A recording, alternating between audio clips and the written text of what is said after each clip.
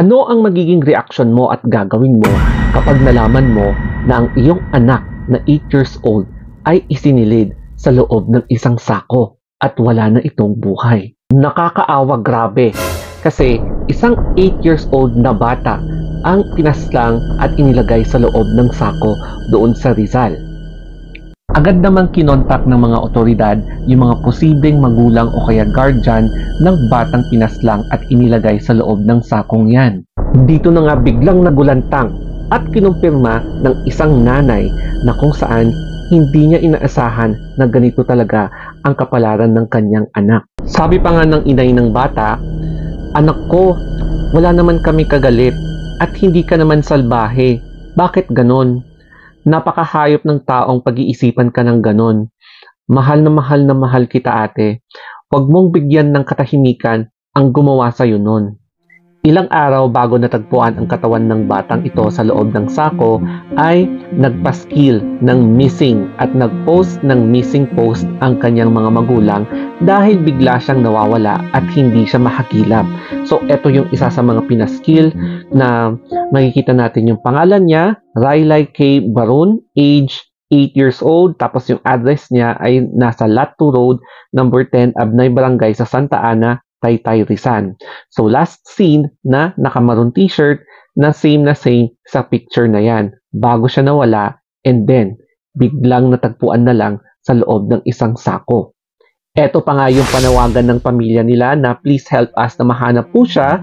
Tapos sinabi yung name ni Rylai K. Barun, taga Road 10, Lot 2, Santa Ana, Taytay, Rizal, na huli siyang nakita na naglalaro sa labas ng kanyang bahay, at yung pinakahuling oras na nakitaan siya ay bandang mga 7 p.m. to 8 p.m. So please pakitulungan kami na mahanap siya dahil sobrang nag-aalala ang mga magulang niya. Hindi na alam kung saan magsisimula dahil kailangan pa mag-antay ng 24 na oras bago masabing missing. Sa loob ng 24 hours, maraming pwedeng mangyari lalo't bata. Sana baguhin niyo naman yung batas na ganyan. So, eto yung panawagan nila. At dahil dito, naglabas na ng official statement ang Municipality of Taytay, Rizal. At sabi dito, we extend our heartfelt condolences to the family of Rylai K. Barun, who was tragically reported missing and later found deceased. We share in the profound grief of our family and our entire community during this heartbreaking time. The local government, in close collaboration with the Taytay PNP, is fully committed to seeking justice for the victim and dedicated to provide ongoing support and assistance to the affected family. We urge all community members to remain vigilant and prioritize safety. Our collective efforts alongside with Taytay PNP are focused on ensuring the well-being of everyone in our community. So our thoughts and prayers are with the Barun family and we stand firmly within them. Sa ngayon, inaantay pa yung release ng official autopsy report para malaman natin kung ano nga ba yung naging sanhi sa pagkawala ni Rylai K. Barun at kung ano man yung talagang ginawa sa kanya ng suspect bago siya isinilid sa loob ng sako. At nahuli na nga ang salarin sa pagpaslang ng 8 years old na batang babae at isinilid sa loob ng sako.